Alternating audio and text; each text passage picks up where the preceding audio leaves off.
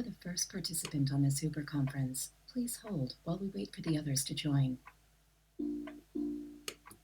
This call is being recorded.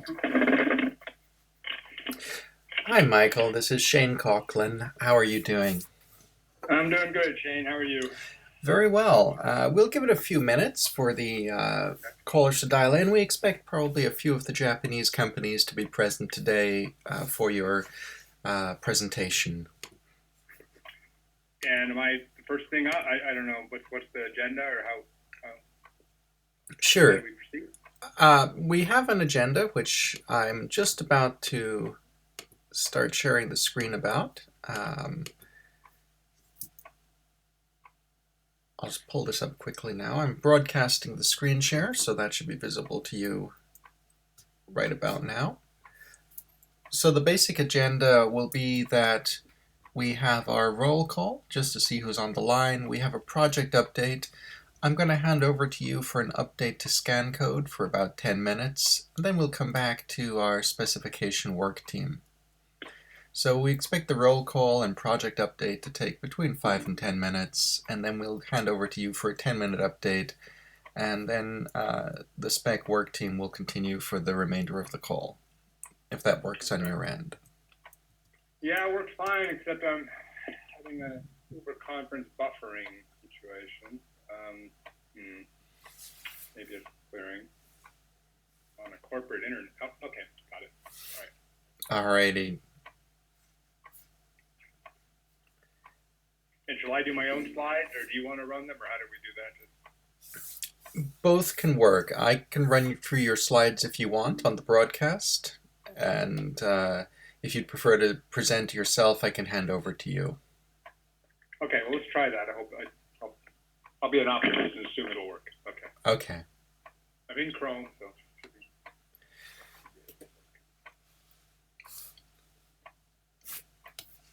should be. So we've had a few people dial in. I'm just going to give it another 2 minutes for other people to potentially dial in. Please bear with us.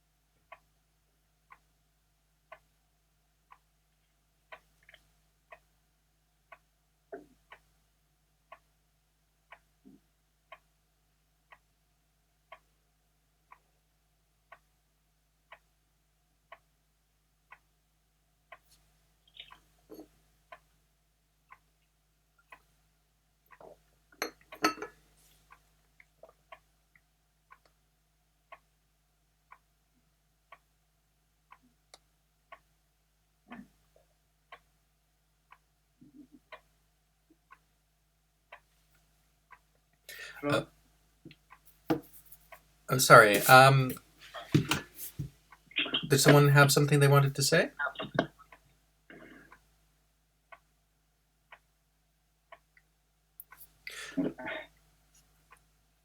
Hello. Hello. I am just... Yeah, I'm a friend from Toyota. Hi, Endo-san. I'm just about to begin our roll call for our meeting today. Yep. Welcome home, Endo-san. Thank you. Yeah. So, you are all, you are in Europe, yes? I'm back in Japan now, finally back home Really? too. I see. Yes. Okay.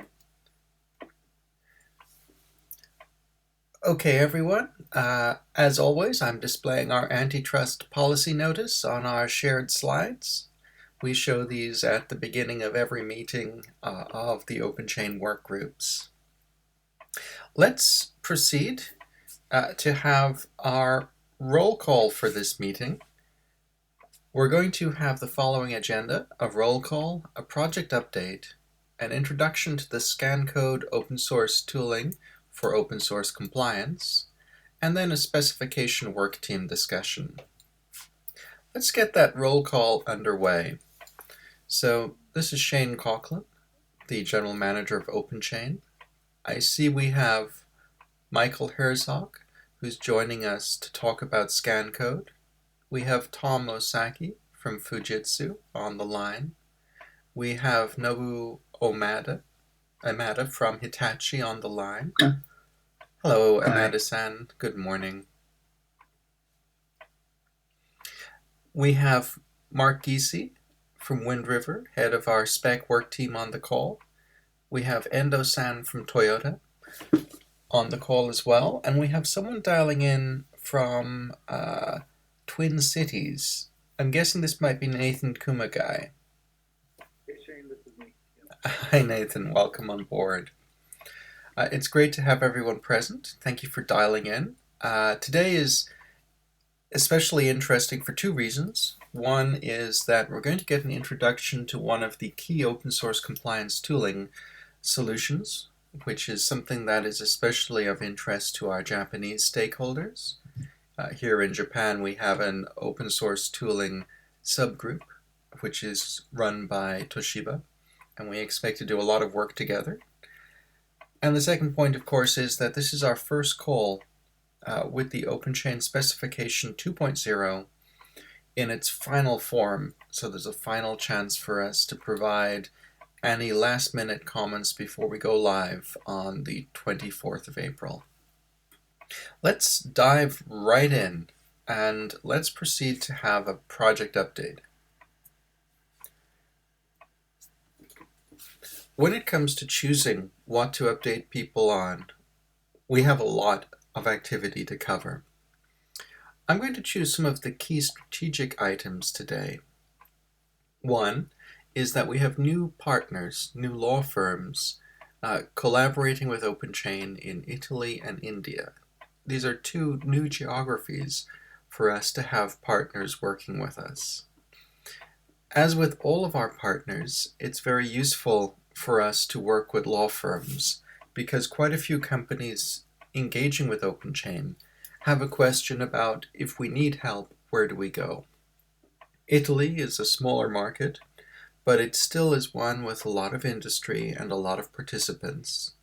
And we're very fortunate to be working with a law firm in Italy with a lot of experience in open source technology. It's called Studio Legale. You will be receiving more information about this in email during this week. In India, we're working with Mishi Chadari's firm. She's the key lawyer from Software Freedom Law Center, and her law firm in India is a vibrant company covering technology and political matters.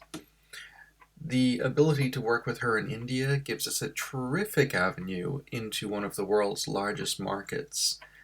As with our friend in Italy, Mishi is an extremely experienced open source lawyer and a very good communicator that we think we will be able to work with, not only in the dry, direct aspect of partnership, but also in the bigger aspect of building community. We have had increased discussions in the automotive space. Last week I was talking with various companies from Volkswagen Group, and we had a lot of interest expressed from Porsche, Volkswagen, and Audi about collaboration in the future. Big thanks are due to Endo-san from Toyota for always driving the automotive area of OpenChain, and we look forward to working with the various VW Group companies in the European area. Of course, our existing partners, for example Bosch, which is a member company of OpenChain, are going to be a great help to us as we build these new relationships. In Japan, we've been preparing for the release of our supplier education leaflet. This is one of the sub-work groups of the OpenChain Japan work group, And the supplier leaflet was last week shared with around 120 lawyers and project leaders from open source at the legal workshop in Barcelona, Spain. The leaflet was well received, and we are bound to get a little bit of extra feedback before our formal release of the leaflet. It looks like the leaflet will be used almost immediately by European and American companies as well as our Japanese members. Very exciting result and one of the first large-scale international collaborations of the Japan Work Group and our international community as a whole. Finally, and this is something we will return to, we're preparing for the formal release of Specification 2.0 on the 24th of April. This is it. This is the big specification. 1.2 is the current spec. It's very useful, it's valid, and we hope to see more people conforming with it. But 2.0 is a strategic leap. It's the one that will enter the ISO standardization process, and we hope to have as an ISO standard in early 2020. So, in one way, we can regard 2.0 as planting a pole in the future. This is the version of the spec that hundreds of companies over time will engage with and will conform to in the next year, 2 years, 3 years, 5 years, 10 years. We've completed the major work. We are now preparing for formal release, and we'll swing back to this later for any last comments people might have. In summary, we are doing great, and that is thanks to you, everyone in the community. The Japan Work Group has blazed a trail and provided the first major two-way link between Japanese and international companies in sharing open source compliance. The worldwide community in areas like automotive is building new friendships and getting enthusiastic collaboration. And we are preparing for our ISO standard. Everything is on track, again, thanks to the hard work of our community. Let's proceed. The project as a whole is doing well, and we're going to have an opportunity to go over the latest version of the spec in a minute. But we're going to take a few minutes right now to have a highlight of something else in our community. We've had a very good response to the idea of having guest speakers, and we've had guest speakers on various things, ranging from talking about how consortiums are working with OpenChain, through to how commercial scanning is working with OpenChain, and how open source compliance tooling is doing open source compliance. Today we're going to highlight one of the most exciting open source compliance scanning tools, a project that has been available for years. It works adjacent to Fossology and provides freedom of choice for companies that want to use open source tooling for open source compliance. So without further ado, let's hand over to our guest speaker, Michael Herzog, to talk about the ScanCode Toolkit. Michael has been involved in ScanCode for a lot of time, and it's something that if you are aware of Fossology, you should also probably have a look at. Michael, would you like me to hand over the screen share to you, or would you like me to run your slides? Let's try it if you can hand over, and we'll know pretty quickly whether I can broadcast. Sure. Okay, I'm just going to go and hand over right now. I'm canceling my screen share. So you should have the option to screen share appear in the bottom right of your screen. It's the image of two windows overlapping. I'll just highlight that we've got Jim Hutchinson after joining us from Qualcomm. We've got Fukuchi-san from Sony. And we also have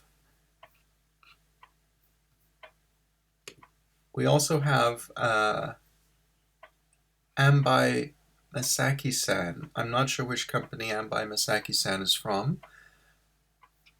And we have Kobayashi-san from Toshiba. He just let me know he's had to drop off due to another conflict. He'll get a recording. Okay, Michael, you're broadcasting your screen. I'll hand over to you for a presentation of ScanCode. Great. Thank you very much, Shane. That's really a pleasure to come and talk about ScanCode. And been following OpenChain for quite a while, more in the background, but very encouraged by the progress. Is there anyone who can't see my screen? It's just a titles sheet. Any problem seeing that? It's looking good on this end, and we're also recording, so we'll be able to share the recording later. Right, and I've sent you the PDF. Okay, great. Well, let's dig right in. So what I plan to cover, Shane introduced me. I'm the CEO of NextB. We're a pretty small company. The real brains behind ScanCode is my partner, Philippe Omberdon. I cannot take any credit for any of the technical excellence or even the technical work. I'm the CEO of the company and very, very much involved in scanning, but not the brains behind it. So what I was going to do was really just give you the overview. What is ScanCode? A look at what's going on in our community, a look at our roadmap, and very, very briefly about NextB at the end. So I hope people have heard of ScanCode.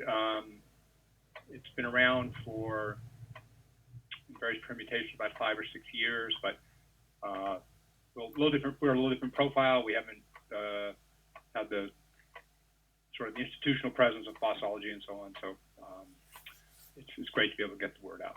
So pretty simply, what is ScanCode?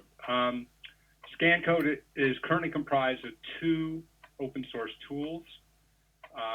As a company, NextB is committed to providing open source tooling under an open source license. You can see at the bottom our standard software license is Apache 2.0, and we have some license data used in the product, which is under the Creative Commons public domain. We think that's a good, well-stated and business-friendly license. So there are 2 basic pieces. The toolkit itself, which is a command line tool that is focused on identifying what we call provenance, as you would think in the art world. Origin and license is another way to describe it. So its real mission is finding that information in code wherever we can, whatever format, and whatever standards we can apply. And the second piece is the Workbench, which is a desktop application we evolved for our own use and shared for looking at the scan results and doing something we call conclusions. When we use the term conclusions, we are speaking in the same context as SPDX, in other words, where someone would conclude the effective licensing or the primary licensing for a package where there might be, many licenses, but some of them may not be very important relative to the context or the functionality that you're using. So that's the 2 items. And ScanCode is there may be other items that sort of think of as a family. We have other open source tools, but this is the primary one today. So the toolkit itself is written in Python. It runs in the Linux, Mac, and Windows environment, current releases, so Windows 10, most modern Linux architectures. We think it's a best-in-class license and copyright scan. We participated with Kate and other people in a scan of the entire Linux kernel through several cycles, and ScanCode did a very good job of figuring out all the thousands of source files and what their licensing is. So that's one touch point where there's data available that was shared last year in Los Angeles. The open source, I always get confused here, open source summit, not the open source leadership summit. Yeah, the open source summit. It's very important to understand that ScanCode is a scanner, not a matcher. So it is finding information in a code base. It is not checking snippets or files per se against an index or a repository or a knowledge base. And in our practice, we have, our benchmark would be too fancy a word, but we have compared our findings to findings from some of the prominent matching tools and find out that we can usually determine more content from scanning than from matching. And in fact, although we don't do snippet matching, the kinds of clues we capture in source code are very effective in finding any sort of snippet that's been mentioned by a developer, such as a Stack Overflow URL or something like that. So interestingly enough, some of the matching tools miss those because it's pretty hard to index something like Stack Overflow. So when we say files or packages, what we mean is source files, and a special version of source files are the dozens of package formats. Examples would be a jar out of the Maven system, Ruby gems, NPMs, and those sorts of things. So we do special work on those. We have a plugin architecture. So it's a command line. There's a primary set of functions for scanning. You can add your own plugins for pre-processing or post-processing. Most people use this to filter and target the scan. There may be certain types of code you never want to look at based on, could be as simple as the type of file, or it could be based on other criteria. So you can put in your workflow or your command flow, you can have pre or post-processing plugins. It is very much a command line tool. That was a strategic decision for us to make it as flexible as possible. That means it can really be integrated into almost any kind of workflow. We have not historically spent a lot of time on earning badges or certifying certain integrations, but many people are using them in their internal workflow, and we'll get to that someday. So basically, it's got a series of different technologies we use. So for the copyright detection, where we detect the copyright statements, we summarize the copyright holders, and we look for author notices, we use a form of natural language processing. And again, if anybody wants to find about that, we can have a session with Philippe, but we're very, very good at finding anything that looks like a copyright. License detection is quite a bit more complicated. So I don't expect any of us to exactly understand the automatons, inverted indexes, and multi-diffs. Again, that's a more technical discussion. The simple view is what we do is we identify license text or license-related text in a file or in a package, and we compare it to our license rules and samples of the licenses. So we do have a form of matching there, you might say, where we have the template, if you will, of the license text, and then we can feed it additional samples to refine the detection. The key idea for us in terms of license detection was that it would be very easy to maintain. So basically, you can adjust or add license detection simply by adding rules and samples. And when we find an error, we often find it's something we have to adjust in the sample or in the rule. So we don't write code for that. We just have this repository. It's approximately 1,200 licenses. We do basic detection for the style, if you will, of proprietary licenses, but we don't have a database of specific proprietary licenses. The primary output format that we work with day to day is JSON, and the Workbench is used to view that data. You have CSV outputs, work really well in some cases, not in others, depending on the number of clues, but it's available. And of course, we have SPDX format. One of the considerations there is whether you want to actually send your scan results straight through as SPDX, or you have some intermediary step. And we have a solution for that with the Workbench. But you can do a direct SPDX output. So perhaps if you filtered or organized your scan in the beginning, that would be a safer situation than just sort of a raw first scan. So there's lots of other features. There's unarchiving tools. There's a delta code feature so that you can compare two scans and look for incremental changes related to licensing and so on. But the heart of it is scanning the actual code files, source and binary. But in binary, it's what we'd be detecting is essentially strings. It's not a decompiler of any type. So that's the toolkit. The other things we detect, oh, sorry, my mistake. Again, I mentioned authors. We also look for URLs and emails as origin clues. How much we use those typically depends on how good the direct license detection is.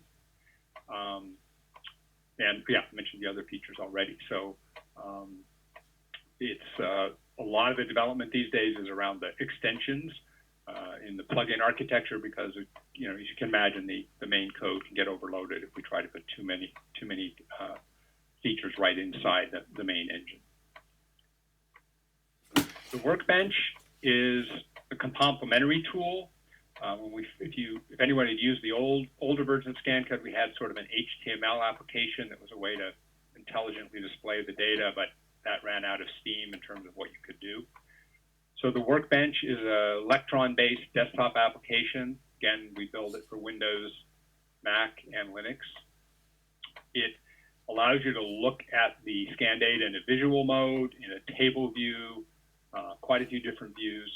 And the purpose is, the visualization helps you understand what's going on. You can see the distribution of licenses, the distribution of copyright holders, things like that in various views. And it also can be useful if you want to record your conclusion. So ScanCode is presenting you with the declared license, the license data that's in the code itself. For many of our customers, what we do is help them summarize and organize the information according to the structure of the code base. So that's the idea.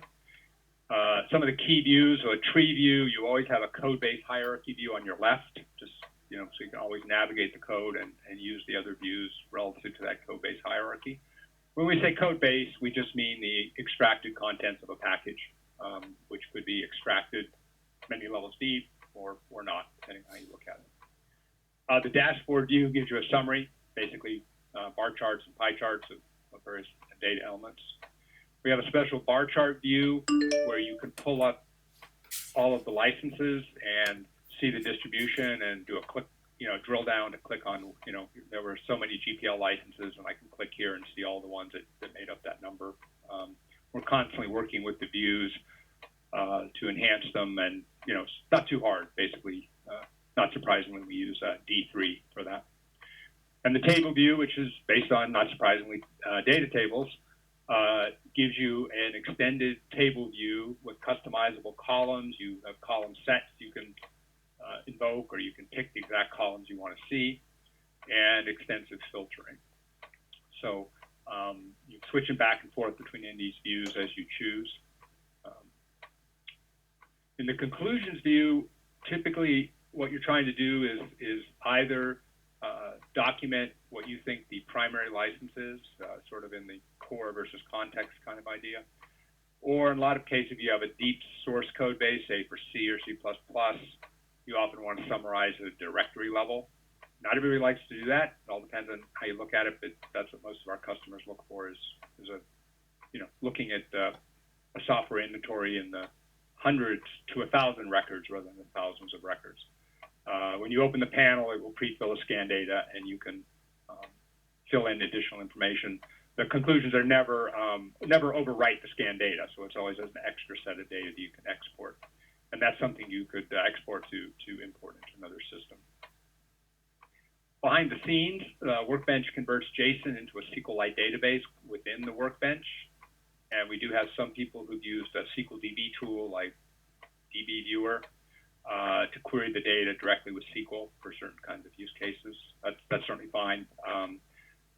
We're looking at some different options on how we're going to go with this, because as you get very large code bases, you can sort of overwhelm Electron and a local copy of SQLite. But it's quite robust. It's just, people want to scan more and more databases, bigger databases.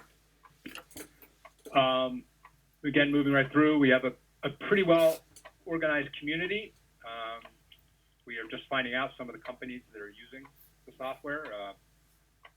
We don't get a lot of bug reports from some of these big companies, but we know that they're using it a lot. And we're embedded in quite a few of the top free and open source organizations, in particular the OSS Review Toolkit, ORT, from here.com, has ScanCode embedded very nicely into their workflow. It was used for the Linux kernel analysis I mentioned earlier. It's one of the scanning tools and clearly defined. And we have worked with Eclipse and Debian and Free Software Foundation and so on. So what we do there is actively support it, help people use it, get enhancement requests and so on. And this will be our second year in the Google Summer of Code. So we'll have probably at least 2 scan code projects with the students. And we're very excited this year. We had 2 former students come back to be mentors, which is really great because it's good. It's great for the mentors to come back. It's great that they're still interested. And of course, it's good for the students to have someone who was a student before to be their mentor. So largely, NextB is still sponsoring most of the development. It's a major part of our daily work, but we're bringing in more and more outside contributors, and we have quite a few outside committers. So it's not a company project per se. Next release, it will be released when it's ready. It's pretty close. Is release 3.1. So that'll be end of April, early May. This will be both the Toolkit and the Workbench together. It's pretty much feature complete. The main thing is much more robust scanning for what we call a package manifest. So package manifest would be bower.json, package.json for NPM, new package for NuGet, and so on. Various elements actually for a jar in Maven. So basically, this is a specialized subset of the scanning that knows the syntax of the package manifests and provides that information directly as a part of the output results. And there's quite a few more that are covered, but they're probably the major ones. And we're also working on a tool that will extract the dependencies, if you will, from those manifest files, not just the licensing that's right there, and then enable a scan of all the dependencies. So that's probably the biggest theme for 3.1. Ongoing improvements all the time on license detection, lots of improvements, also some bugs. And then on the Workbench side, we're adding more views and working on the filters and the performance. So those are kind of the major items. There's a pre-release that you can get to from our website, from the GitHub site. It's fully functional, works fine. Just trying to, polish it up a little before we promote the 3.1 release. Brilliant. And the roadmap, we have one big topic on our roadmap, which we call deduction. So we're not into AI. We're not into what people call machine learning these days. What we're into is transparent rules that would allow you to deduce the effective licensing from a set of licenses. So that could be looking at the type, for instance, you might have make files under certain licenses, and you actually build and distribute a product and you don't distribute make files. So the licenses are important, but they're not effectively part of your product. Those are the sorts of things we're looking at. So we think of that as a deduction, and we want to be very sure that anyone who wants to could see the exact rule that led you to a deduction, because obviously if people are going to trust this, particularly from a legal perspective, it couldn't be something, well, it went in the black box and this is what came out. It has to be something that's traceable. And we're in the prototyping stage now. We expect to have a lot more plugins. That's going to be one of our primary mode of development, also with the students. And we have built, it's nothing, not going to set the world on fire, but we've built something called ScanCode.io, which is a background server to run scans, which we use ourselves, and we have tied in some other products. So we're going to open source the configuration for that. And, for people in the DevOps space, it'll probably be pretty familiar stuff, but that may make it easier for you to implement scan code. So you can just send the scans off to this server and get your results later instead of trying to run them locally. And another big item that seems to take forever, but we're getting there, is completing our port to Python 3. So we depend on a lot of other open source besides our own. There's quite a few dependencies, and so we have a very long trail of supporting 2 and 3. But by sometime later this year, we'll be all the way on over to Python 3. And I think that's about the right time frame. Just to let you know, NextB, we're bootstrap company in Silicon Valley. Been working in this area for 12 years. We provide services around our tools. We also do direct audits or analysis projects. And we do have a commercial offering called Deja Code that uses scan code, but there's absolutely no dependency. There's nothing you need Deja Code for that you couldn't do on your own in scan code if you wanted to. So just we keep it very clear. It's not an open core where you're, it's a bait and switch and you need to, scan code's good, but you really need Deja Code. Deja Code's great, but you don't need it if you want to, roll your own tooling. It's completely open source. And we have, many other projects, but I think that's enough for today.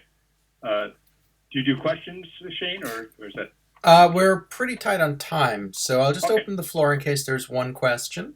Does anyone have a question they'd like to raise at this moment? All right. Michael, thank you very much for the introduction. And for everyone on the call, just to reiterate why we're very interested in this type of thing, we have a situation where in Japan and internationally, there's more and more discussion about automation for compliance. In Japan, our compliance tooling work group is run by Kobayashi-san from Toshiba, who's on this call as an observer. He can't talk because he's got a schedule conflict, but he's here. And many of our Japanese companies are actively exploring how to use open source tooling for open source compliance. A particular focus right now is in existing deployments. For example, Fujitsu and Hitachi are using Fossology in production today. Over in Germany, we have a similar situation with Siemens and Bosch using a combination of Fossology scanner with SW360 licensed library. And we do have interest in interoperability and perfect transparency with other tools. One of the key things that we want to see is turnkey solutions that can be provided to suppliers in the supply chain.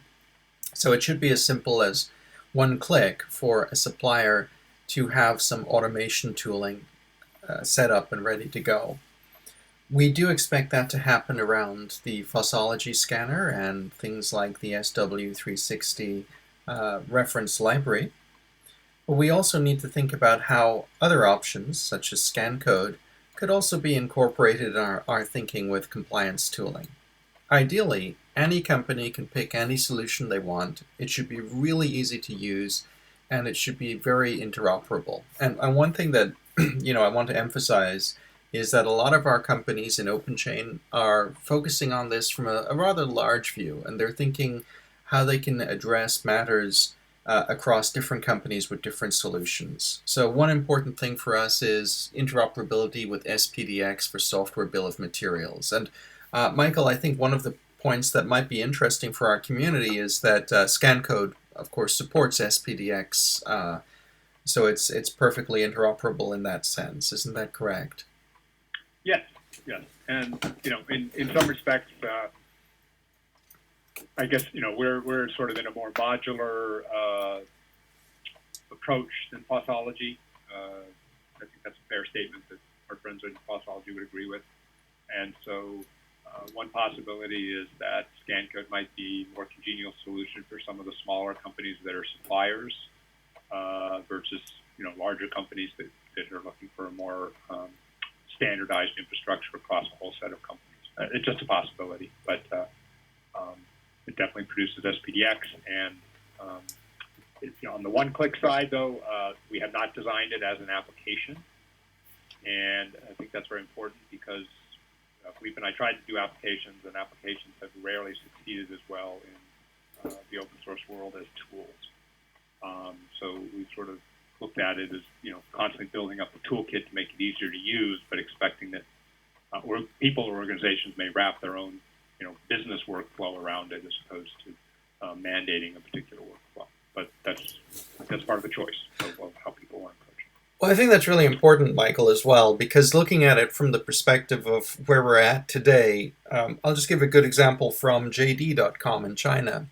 I just got an email from JD.com, one of their lawyers. They want to get involved in our tooling subgroups. They want to get knowledge and contribute.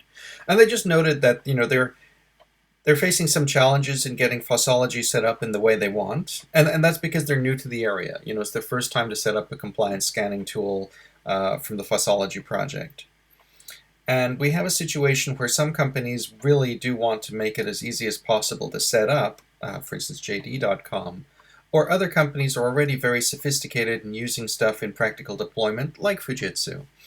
And they might simply want to provide a packaged up solution for suppliers. And that solution might take the form of a container with everything set up on Fossology, or it may take the form of an insert into an existing process. Let's say scan code could be applied. So really for us, the freedom of choice is key. And we're going to have probably some good reference case studies and good reference examples, and perhaps some good reference implementations of open source scanning for open source compliance. And the most important thing is that we know what the options are. And that's why it was really valuable to have you here today to talk about scan code, which is not always something that's on the high-level radar over here in Asia. And I hope that now it will be. And I'm delighted to see that we have several other people on the call who've joined in. I mean, Kobayashi-san is one, the head of our tooling. Ambai-san is from another area of Fujitsu focused in embedded Linux. We have a broad audience today. So thank you so much, Michael. Great. Much appreciate you on the call. My pleasure. Be happy, to answer questions directly, or if there was some other review cycle you wanted to. Happy to. Oh yeah, what's going to happen is we'll distribute the call video minutes, and we'll also distribute audio, and people can provide input and questions. I'll make sure to include you in CC as we do all of that. Great. Well, thank you all very much. Love talking about scan code. Thank you, Michael. Alrighty, so moving on. We now know more about automated compliance tooling than we did previously, and that fills in another area of our interest. How do we get the Japanese and the American and the European companies working on options for open source tooling that are more flexible than before? We have a lot of energy around Fossology, we've got a lot of energy around SPDX, and now hopefully we'll have some extra energy around options like scan code. But let's pull back to the reason we're doing all of this. The reason we're doing it is we have our standard for open source compliance in the supply chain, and we can automate some of the processes defined by the standard. Some processes we will not automate, some processes we will. It depends on the company and the market sector. But the big picture is that the specification is something that suits every company, automated or not. And our spec is at 2.0. Final draft online, and we're going to go live on the 24th of April. Mark, I'd just like to very briefly hand over to you on this point. As far as I understand it, the spec is pretty much done now. I mean, if there's any critical bug, now's the time to mention it, but it's not the time to add or remove features to the spec. And this is where people should be gearing up to get ready for the 2.0 spec and considering how they can conform to that. Would that be a fair assessment? I would go so far as to say we're done. I mean, we've been through a 30-day public comments phase and a 14-day freeze period. And once those are done, it's done. So if people have anything that's really problematic, we can definitely queue it up for the next release. Any feedback? I mean, it is possible, sneak in a quick typo if there was one,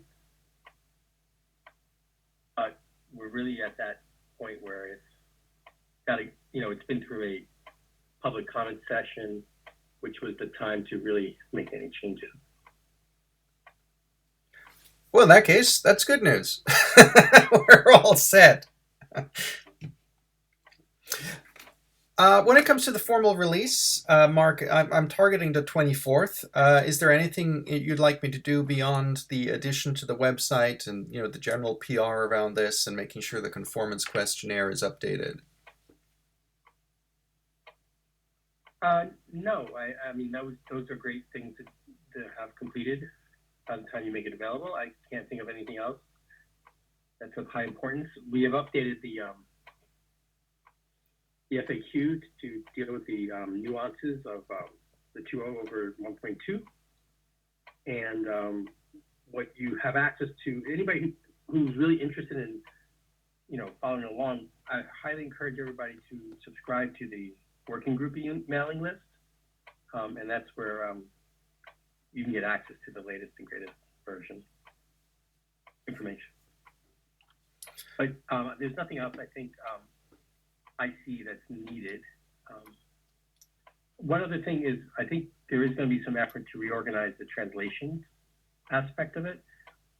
I did put out also the updated template on the GitHub for translation purposes. So if you're going to do translations, I'd encourage you to go grab that template. I'll make sure to promote the template additionally this week so people know that they have the option of doing that. I think that we have a translation underway right now in simplified Chinese.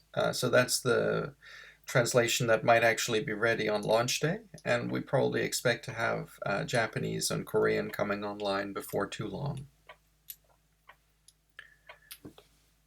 When it comes to the Conformance Questionnaire, to support this, it's underway right now, and the current projection is it will be ready on the 24th, our formal release day. So people can immediately begin going through the Conformance Questionnaire to see if they meet the requirements of Spec 2.0.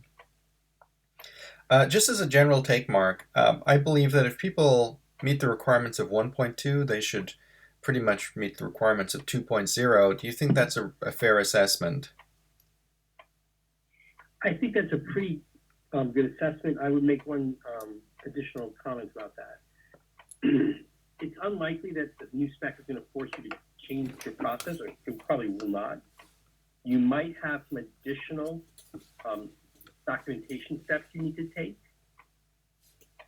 over 1.2, but that means you just have to do some extra, documenting and archiving of information. But it's unlikely it's going to change the way you do things. I'm pretty sure it won't. Okay. I think this is perhaps the the moment where we need to thank you, Mark.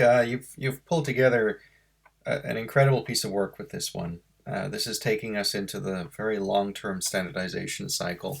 Thank you so much for shepherding it. That's been a heck of a journey.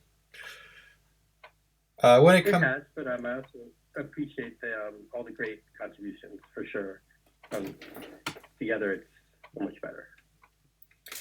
As we move into release for this one, we probably expect that it'll be one of those items that will take months and months to roll out to companies and for people to gain awareness. But we do expect it to go very deep into the supply chain. And as it does, and we get feedback, are you still game to gradually work on drafting 3.0 in the future? Yeah, I mean, that's the expectation, right? Yeah. I think it's important to get in people in practice, right? This is really, I think, the most important thing is have people take it and based on their practice, implementation of it, give us the feedback. And we can decide whether that's a 2.5 or a 3.0 in the future. Yeah. Yeah, that's a very good point. The reason OpenChain is successful is because we're always focusing on those real-world solutions for real problems. And so we've been pretty flexible, I think, in our history. And when it comes to examining things like, highlighting the various tooling options or how organizations are engaging with OpenChain, it's all part of that. Let's bring in the data, let's bring in the information about how real-world problems are being addressed, and then that's reflected in the reference material or the spec of the project. Pulling back very quickly, Spec 2.0 was a lot of lessons learned from our first generation of the spec, all about making sure that we're suitable for a broader range of markets. Our work on things like automated compliance tooling is based on the fact that virtually everyone is saying they want to automate compliance processes where possible, and we're digging into the tooling and options available right now to create references of automation that can be picked up by companies throughout the world, in particular smaller companies in the supply chain who might want to automate but not have the budget for proprietary commercial solutions and not have the expertise to roll their own solution at this juncture. Okay, I'm going to throw the floor open for questions. Does anyone have any questions about Specification 2.0? As Mark said, it's done. It will be formally announced soon. So if you have any questions, this is the ideal moment to raise them.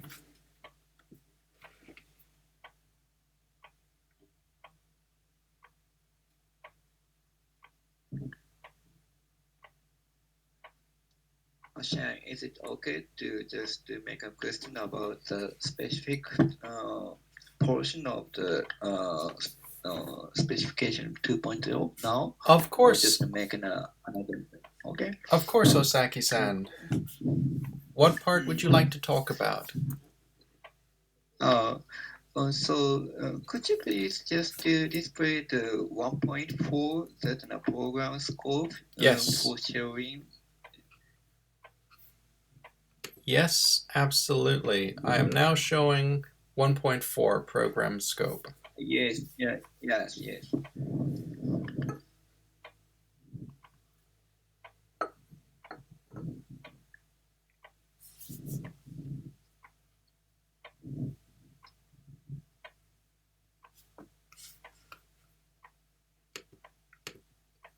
Do you have a specific question about 1.4? Yes, and in the 1.4 that different programs may be governed by different levels of scope, and the programs are just starting with big capitals P. But next, for the example, a program could govern a single product line, and next, that's a program. What is the difference between the different programs that large capital and a program that form the sentence that start in a program? It's in a small capital. I don't know exactly understand why that is different or not.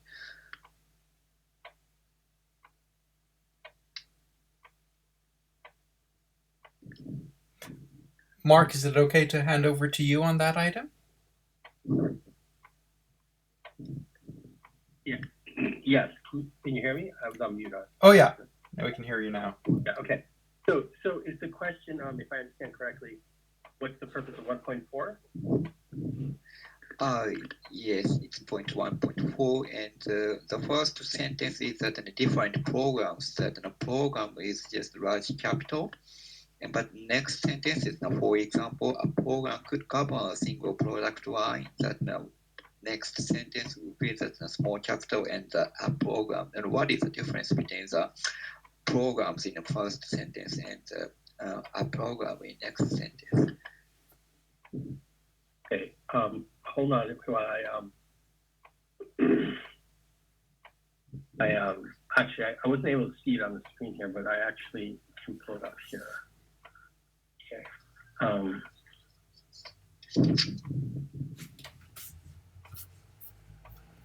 Maybe the Okay, screen. so I think there's a mistake in that the second program should be capitalized. Okay.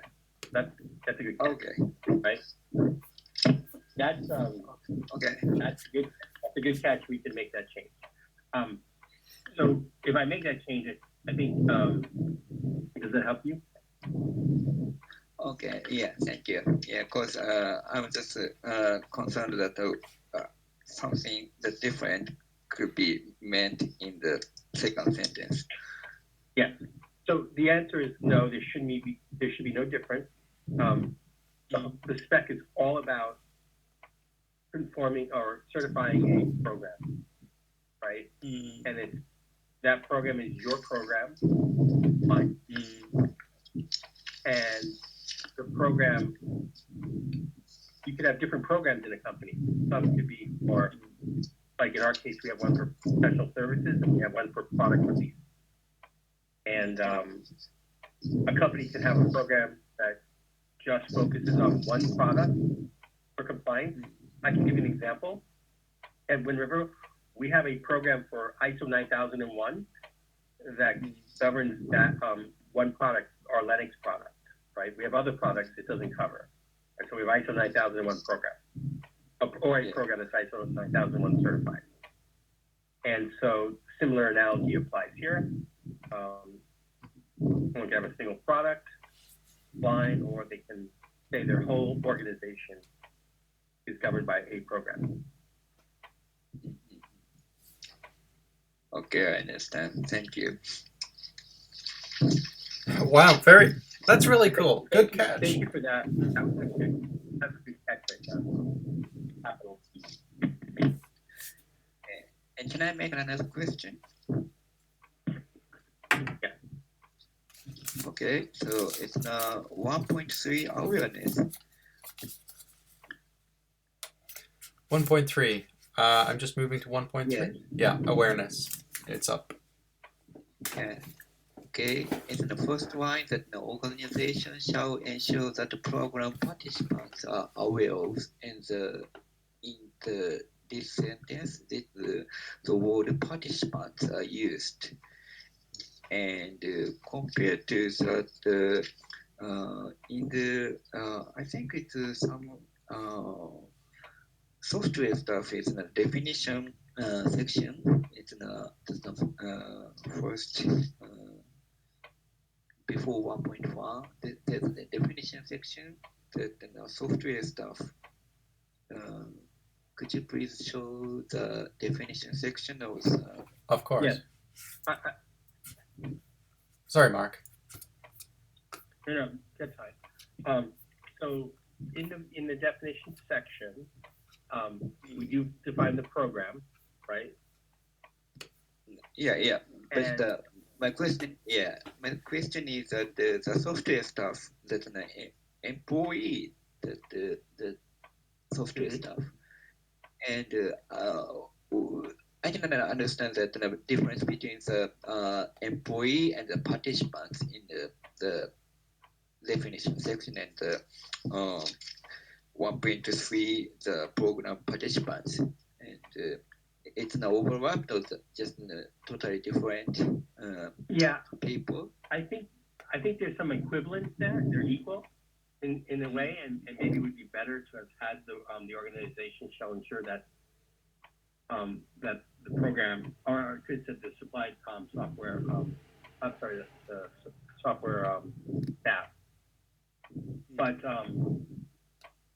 I guess the attempt here is to talk about the people who participate in the program, which is the same thing as the software staff. So now, actually, I have to I don't know if this spec makes a clear, tight integration between software staff and program, right? It's almost kind of implied, because it would be nice to have the word program in the definition of software staff. We didn't do that, but I think that's something we can do in the future. But I think if you want a sense of clarity, I think that the reference to program participants is equivalent, and we should try to smoothen that out a little more. Okay. I don't think we can get that done in time, but I think that's worthy of a maybe an ethical question that we have. Yeah, that's my final question, and I can understand that your answer for the two questions. By the way, I appreciate that level of attention to the detail. I think it's very helpful. Yeah, and is there any materials that I can refer, like the mailing list archives or just the memorandums you made somewhere that uploaded to GitHub? What kind of material? Yeah, because is this the only way to make the question, or can I just refer the transactions between the people in the mailing list archive in somewhere, or just the issues? So if you want to provide feedback? Yeah. Okay. You can provide feedback by sending to the mailing list. I think it's a good call out, that kind of feedback. You can also add an issues list on GitHub. So if you go to the GitHub account, it has a list of issues, and you can open one up there. Okay. Thank you very much for the answering my question. Good question. Thank you. Well, I think that highlights exactly why our our feedback process is useful and how it works. So great final comments there on the spec and notes for today and the future. Thank you very much, Osaki-san, and thank you, Mark. All right, we're just about out of time. If anyone's got a pressing remaining question, we can take that right now, or we can wrap up and move to our next call in 2 weeks. All right. Thank you everyone for being on the call. I hope you found the project update useful, the glimpse into scan code and the activities of NextBee also useful, and finally a big thank you to Osaki-san for last comments on Spec 2.0, which goes live in just a few days. For those of you in the North American sphere, I will speak with you in 2 weeks. For those of you in Japan, I will A, see you later this week in our work group meeting number 9, and B, I will talk to you on the telephone next month. Thank you all, and I look forward to continuing to collaborate.